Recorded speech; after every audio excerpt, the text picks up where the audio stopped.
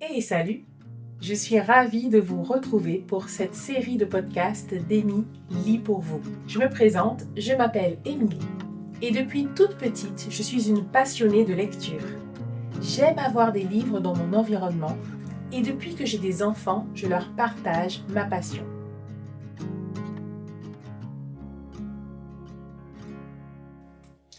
Aujourd'hui, on se retrouve pour un nouvel épisode sur un livre qui a un sujet important réservé aux plus de 18 ans. Donc s'il y a des enfants devant l'écran, vous bougez.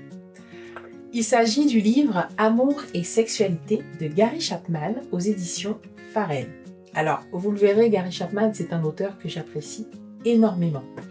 Et il a écrit plusieurs petits guides et celui-ci parle de sexualité. Alors, il est souvent très simple à lire et très impactant cet auteur. Et là, voilà, vous n'allez pas y passer beaucoup de temps, donc vous pouvez vous dire que vous avez, si vous êtes un peu lent en lecture, en une journée, c'est plié, quoi.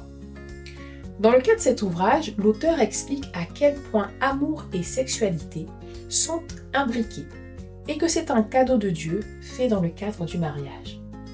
Pour ce qui est du format, il y a 8 chapitres assez courts et avec à chaque fois à la fin une petite partie sur la mise en pratique. Donc comme ça, on peut se poser des questions et voir ce qu'on peut améliorer, discuter, etc.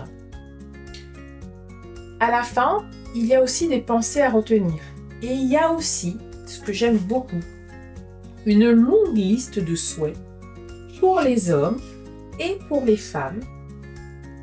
Donc la femme peut remplir la liste, l'homme remplit la liste de son côté et ensuite on échange dessus.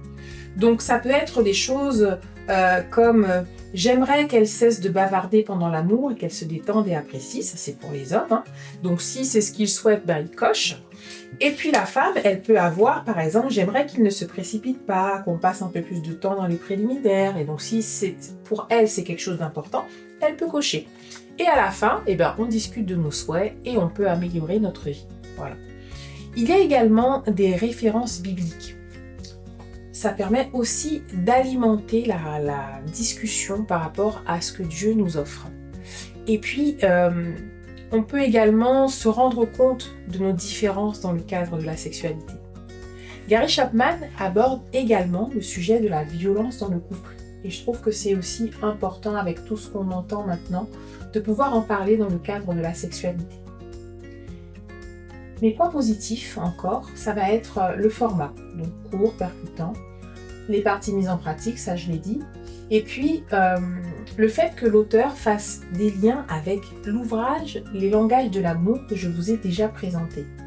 Et puis il y a le prix mini aussi, parce qu'il coûte pas cher, donc ça c'est pas mal. Point négatif, j'aurais bien voulu un tome 2 pour approfondir certaines notions. Si jamais il m'entend, pourquoi pas. Alors voilà pour notre livre du jour. J'espère que je vous ai donné envie de le lire parce que c'est une pépite. Je le recommande aussi aux personnes qui se fréquentent ou qui se fiancent parce que ce sont des sujets qu'il vaut mieux aborder avant le mariage. N'hésitez pas à me dire ce que vous en pensez en commentaire et puis partagez autour de vous, likez et en attendant la prochaine vidéo, maintenant vous le savez, lisez parce que lire c'est grandir.